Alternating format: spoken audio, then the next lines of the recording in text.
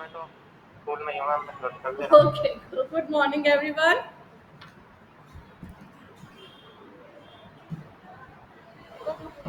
तो आज जो हमारा चैप्टर है माटी वाली, ठीक है, इसको हम लोग आज इसका जो सेकंड पार्ट है वो स्टार्ट करेंगे। लेकिन क्योंकि ज्यादातर बच्चे आज स्कूल में हैं तो हम लोग कल इसको फिर से रिवाइज कर लेंगे। ऑलराइट, क्योंकि ज्यादातर बच्चे आज हमारे आए हैं स्कूल अपनी कॉपीज लेने के लिए। सो इस चैप्टर को हम लोग कल दोबारा इसको रिवाइज कर लेंगे। सो डोंट वरी, जो बच्चे क्लास नहीं अटेंड कर पा रहे स्कूल में हैं तो परेशान नहीं होंगे, वो कल इस क्लास को दोबारा कर लेंगे, ठीक है। और मैं इसकी रिकॉर्डिंग भी सेंड कर दूंगी। ऑलराइट फ्रेंड्स, तो आज है हमारा माटी वाली पार्ट 2 स्टार्ट कर रहे हैं हम लोग। अब हम लोग स्टार्ट करेंगे पेज नंबर 45। Page number 45। इतनी लंबी बात नहीं सोचते बाकी लोग, इतनी लंबी बात नहीं सोचते बाकी लोग। वेट वेट कीजिए सब लोग।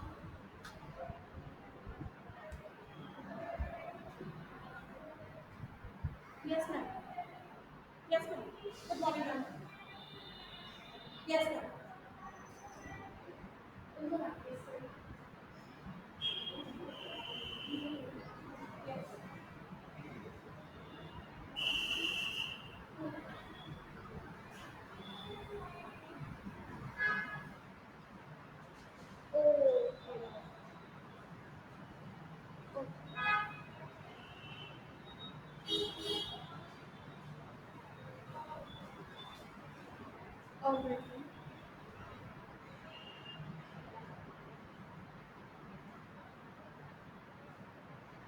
ऑलराइट मैम, ऑलराइट मैम, अभी मैं क्लास ले रही हूँ अपना, देन मैं घर जाके मैं उसका वीडियो सेंड कर दूँ आपको।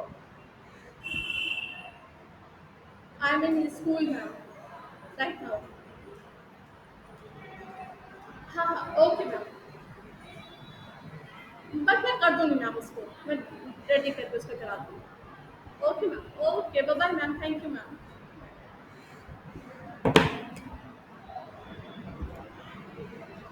ओके, तो माटी वाली जो आपका पार्ट है इसको हम लोग स्टार्ट करेंगे आज। पेज नंबर है 45। इतनी लंबी बात नहीं सोचते बाकी लोग। अब जिस घर में जाओ वहां या तो स्टील के भांडे दिखाई देते हैं या फिर कांच या चीनी के। तो यहाँ पर बता रहे हैं कि आजकल का जो समय जो बदलता चला जा रहा है, तो जिस तरीके के पहले बर्तन इस्तेमाल में आते थे वो बर्तन आप लोग नहीं इस्तेमाल करते हैं। जो पुराने बर्तन हैं उनको बेच देते हैं और उनकी जगह नए बर्तन ले आते हैं। वो बर्तन कैसे होते हैं? या तो वो चीनी मिट्टी के होते हैं या फिर वो कांच के होते हैं या आजकल जो स्टील के जो थोड़े बहुत क्रॉकरी चलती है वो होती है, ठीक है। फिर उसके बाद आते हैं अपनी चीज का मोह बहुत बुरा होता है। मैं तो सोचकर पागल हो जाती हूँ कि अब इस उम्र में इस शहर को छोड़कर हम कहाँ जाएंगे। तो जो ठकुराइन जी हैं वो बोलती है कि अब चीजें बदलती जा रही हैं और अब समझ में नहीं आता कि जब ये जो बांध का काम शुरू होगा और हमें शहर छोड़ना पड़ेगा जिससे हमारा इतना लगाव है, तो हम इसको छोड़कर कहाँ जाएंगे। फिर उसके बाद ठकुराइन जी जमीन जायदादों के मालिक है, वे तो कहीं ना कहीं ठिकाने पर जाएंगे ही, पर मैं सोचती हूँ मेरा क्या होगा, मेरी तरफ देखने वाला तो कोई भी नहीं है। तो जो माटी वाली है वो ये सब बातें सुन रही है बैठ के और वो बोलती है कि भाई आपके पास जमीन जायदाद है, आपके पास पैसा है, तो आपका तो कुछ ना कुछ हो जाएगा, आपको सरकार कहीं ना कहीं विस्थापित कर देगी, पर मेरा क्या होगा, मेरा तो कुछ भी नहीं है मेरे पास। ऐसा कुछ भी नहीं है जो मैं देकर अपने लिए कोई जगह देख पाती, ठीक है। चाय खत्म कर माटी वाली ने एक हाथ में अपना कपड़ा उठाया, दूसरे में खाली कंठर और खोली के बाहर निकालकर सामने के घर में चली गई। उस घर में भी कल का हालत मिट्टी ले जाने आने के आदेश के साथ उसे 2 रोटियां मिल गई। तो जब वो दूसरे घर में गई वहां से वो उठ गई, जब वो दूसरे घर में गई तो वहां से भी उसको क्या आदेश मिल गया कि कल भी हमारे घर में मिट्टी ले आना। अब कौन पढ़ेगा? यशमीत, यशमीत, नेहा,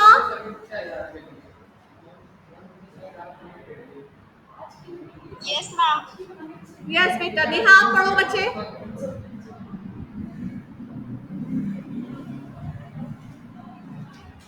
यहाँ से पढ़ना, उस घर में भी कल हर हालत में मिट्टी ले आने का आदेश के साथ उसे 2 रोटियां मिल गई। उस घर में भी कल हर हालात में मिट्टी ले आने के आदेश के साथ उसे 2 रोटियां मिल गईं। उन्हें भी उसने अपने कपड़े के एक दूसरे छोर में बांध दिया। लोग जाने तो जाने कि वह ये रोटियां अपने बुड्ढे के लिए ले जा रही हैं।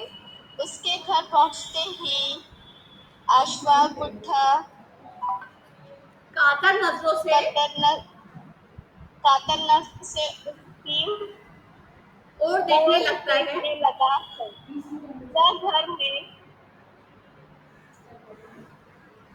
वह घर में रसोई बनाने का इंतजार करने लगा है। आज वह घर पहुंचते ही 3 रोटियां अपने बुड्ढे के लिए हवाले कर देंगी। रोटियों को देखते ही चेहरा खिल उठेगा बुड्ढे का। तो यहाँ पर किसकी बात हो रही है? Okay, thank you Neha, very good बेटा।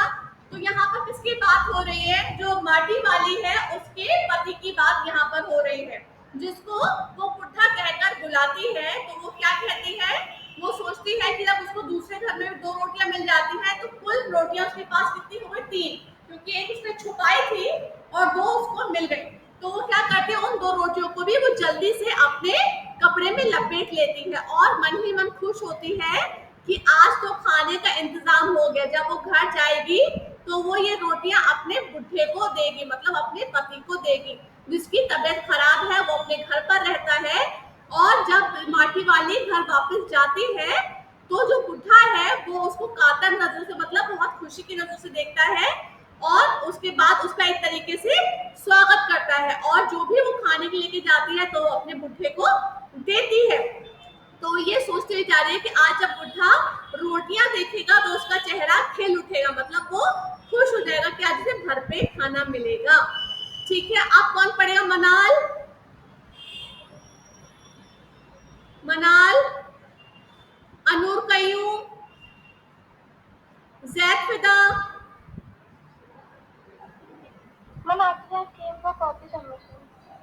ओके बेटा, जैद फिदा। यस बच्चे, स्टार्ट करो।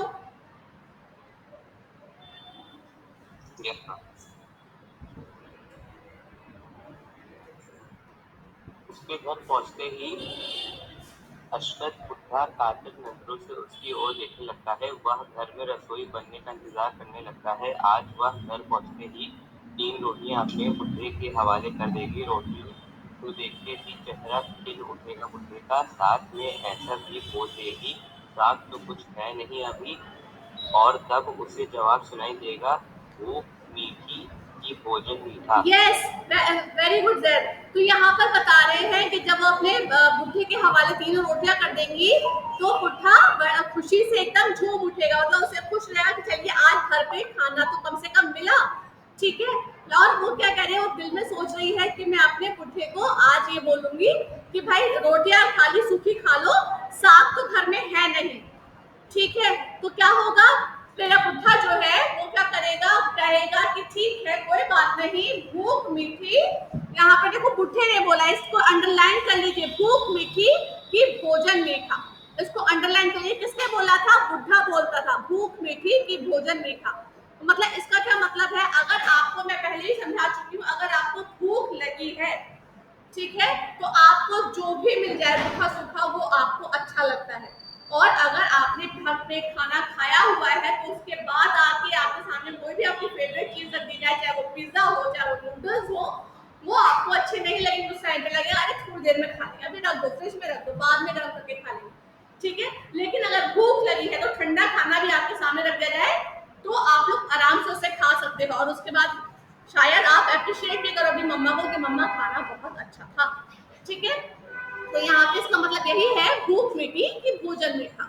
उसका गांव शहर से इतना पास भी नहीं है, कितना ही तेज चलो फिर भी घर पहुंचने में 1 घंटा लग ही जाता है।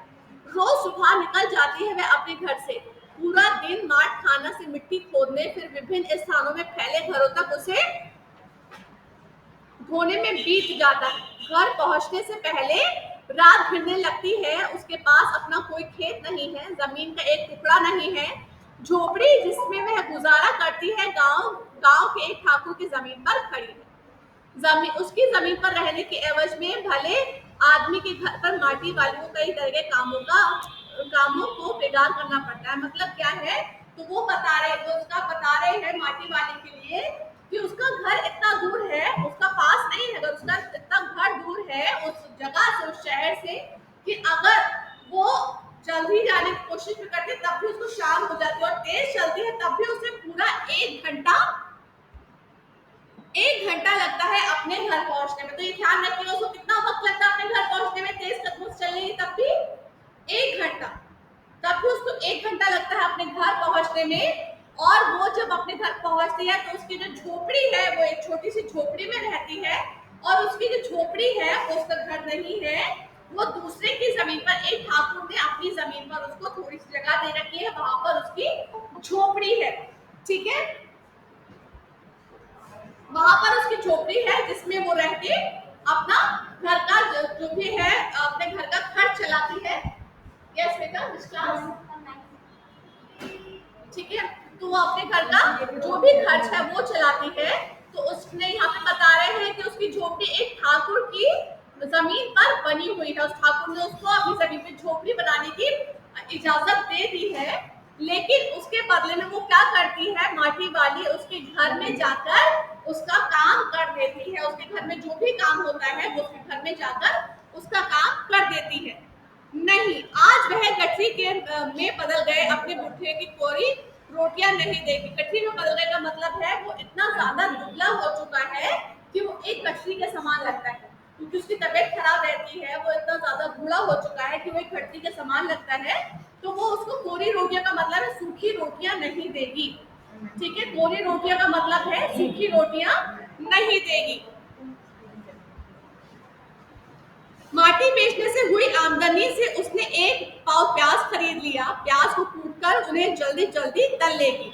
भुट्टे को पहले रोटियां दिखाएगी दिखाएगी नहीं, फिर सब्जी तैयार होते ही परोस देगी उसके सामने 2 रोटियां। तो यहाँ पर क्या है, वो बता रहे हैं कि जो भुट्टे को वो जाके रोटियां आज दिखाएगी नहीं, पहले उसको थोड़ा सा ये देखने देगी कि भाई आज तो खाना घर में है नहीं, लेकिन उसने जाते हुए 1 पाव प्याज खरीद लिया था, क्योंकि उसको थोड़ा पैसा मिला था, तो उसने 1 पाव प्याज लिया था। तो वो बोले कि आज मुझे को पूरी रोटियां खाने को नहीं देगी। पूरी रोटियों का मतलब सूखी रोटी नहीं देगी। उसने प्याज खरीद लिया है, तो वो प्याज को तेल में भून देगी, उसकी सब्जी बनाकर वो बुढ़े को दे देगी, जिससे बुढ़ा खाने को देख के खुश हो जाएगा।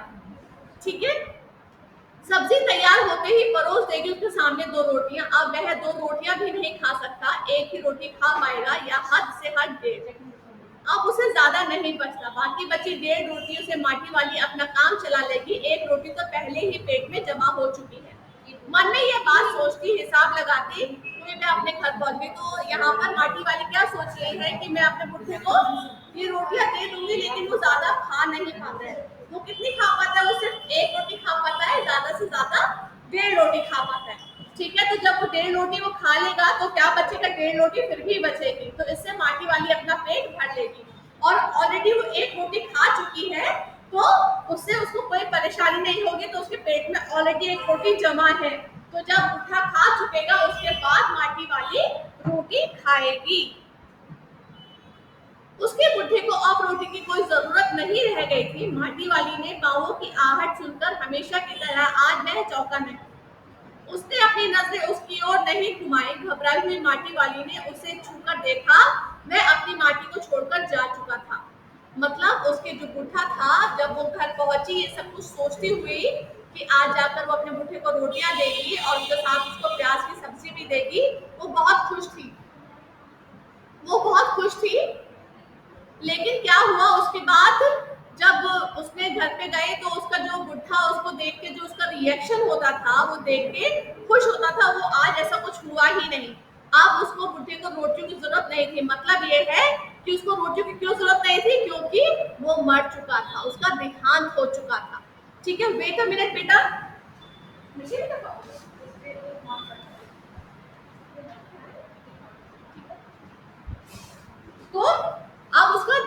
हो चुका था, अब उसको रोटियों की आवश्यकता नहीं थी।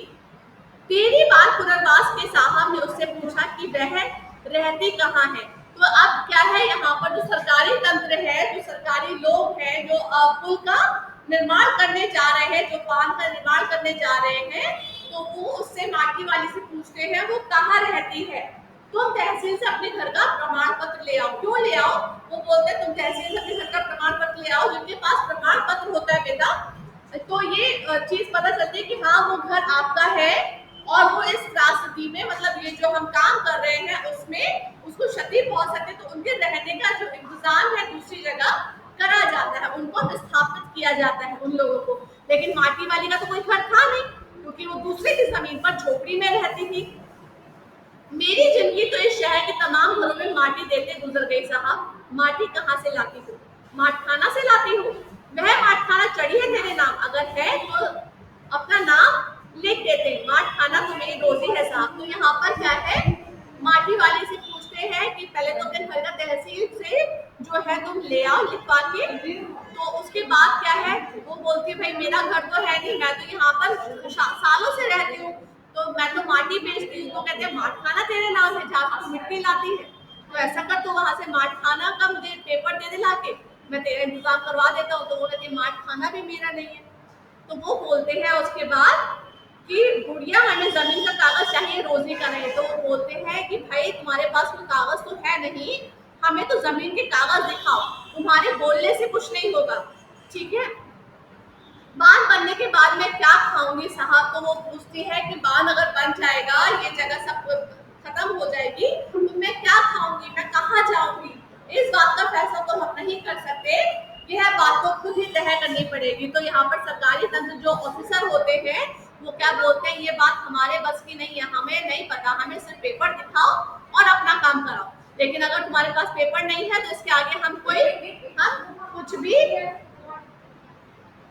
कुछ भी नहीं कर सकते, ठीक है। तो टिहरी बांध की 2 सुरंगों को बंद कर दिया गया, शहर में पानी भरने लगा, शहर में आपाधापी मची है, शहरवासी अपने घरों को छोड़कर वहां से भागने लगे। अब क्या है, बांध बनने का काम शुरू हो गया था, ठीक है, उसकी सुरंगों को बंद कर दिया गया था और शहर में पानी भरने लगा। तो लोगों में आपाधापी मच गई, मतलब अपनी अपनी घरों को छोड़कर सब लोग जाने लगे, वो शहर छोड़कर अपने अपने सब लोग जाने लगे। पानी भर जाने से सबसे पहले कुल शमशान घाट डूब गए। तो जब पानी भरा तो जो शमशान घाट थे वो सबसे पहले डूब गए थे। माटी वाली अपनी झोपड़ी के बाहर बैठी है, गांव के हर आने जाने वाले से एक बात ही कहती जा रही है, गरीब आदमी का शमशान नहीं उजड़ना चाहिए। तो यहाँ माटी वाली जो है वो कहीं नहीं भाग रही है, वो अपनी झोपड़ी के बाहर बैठी है, ये सारा दृश्य देख रही है, लोगों की आपाधापी, लोगों की भागा भागी को देख रही है, और वो सिर्फ एक बात बोलती है कि गरीब का शमशान नहीं उजड़ना चाहिए। मतलब गरीब का घर, क्योंकि उसका तो कोई घर ही नहीं था, वो दूसरे की जमीन पर रहती थी, तो बोले गरीब का तो वैसे भी कुछ नहीं होता, लेकिन गरीब का शमशान नहीं उजड़ना चाहिए, क्योंकि वो मरे भी तो कहाँ जाए, अगर शमशान में भी पानी भरा है तो मरेगा भी तो कहाँ जाएगा। तो ये हाँ आपकी कहानी का सार सबको समझ में आया? क्लास 9C, मैं कल एक बार फिर आप लोग को ये कहानी का सार समझा दूंगी, क्योंकि ज्यादातर बच्चे स्कूल आ रहे हैं, प्रॉब्लम है, मैं समझ सकती हूँ, ठीक है। तो ये कहानी जो है एक माटी वाली के ऊपर है, वो एक बुढ़िया है, हरिजन बुढ़िया है, वो सबके घरों में जाकर लाल मिट्टी देती है। लाल मिट्टी क्यों देती है? क्योंकि उस मिट्टी के द्वारा सबके चूल्हे लीपे जाते हैं।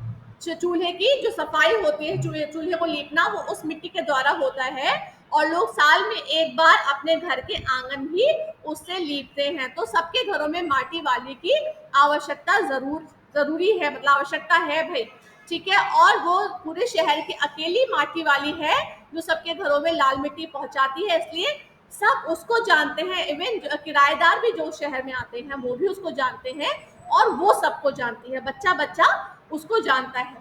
और उसका घर का खर्च कैसे चलता है कि जब लोगों के घर में मिट्टी डालती है, या तो कोई कुछ पैसा पकड़ा देता है, या कोई उसे रोटियां दे देता है, तो इस तरीके से उसके घर का खर्च चलता है। उसका एक पति है जिसको बुढ़ा कहकर बुलाती है, जिसकी तबीयत बहुत खराब होने के कारणवश वो बहुत दुबला हो गया है, कमजोर हो गया है, और एक गठरी के समान हो गया है। तो जो माटी वाली है, जब भी वो क्या कहते हैं कुछ भी खाने का उसको रोटी मिलती थी या कोई भी सामान मिलता था तो वो अपने घर सबसे पहले लेके जाती थी। घर उसका बहुत दूर था और उसको जाने में कम से कम 1 घंटा लगता था। अगर वो बहुत तेज भी चले तब भी उसको अपने घर पहुंचने में शाम हो जाती थी और उसका बुढ़ा उसका इंतजार करता रहता था। जब वो अपने घर पहुंचती थी तब वो अपने बुढ़े को जो भी रोटी या खाने का सामान वो लेके जाती थी तो वो उसको जाके परोस देती थी और बुढ़ा खुश हो जाता था।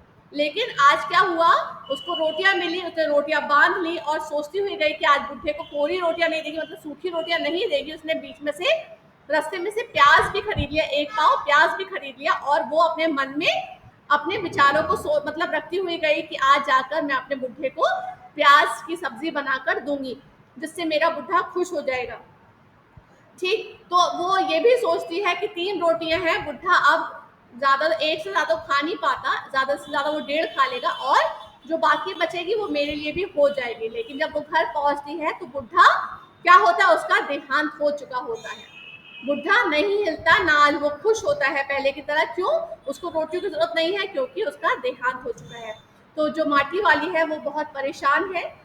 फिर उसके बाद जो पुल का काम है, जो बांध का काम है वो शुरू हो जाता है और सुरंगों को बंद कर दिया जाता है और वो शहर में पानी भरने लगता है, जिसके कारण सारे जो शहरवासी हैं वो वहां से विस्थापित होने लगते हैं, आपाधापी मच जाती है। लेकिन जो माटी वाली है वो अपनी झोपड़ी के बाहर सर पकड़े बैठी है, लोगों को भागते हुए देख रही है और बोल रही है गरीब का शमशान नहीं डूबना चाहिए। मतलब जो गरीब आदमी है वो कहाँ जाए, कहाँ जाके मरे, उसके लिए तो मरने के लिए भी जगह नहीं है।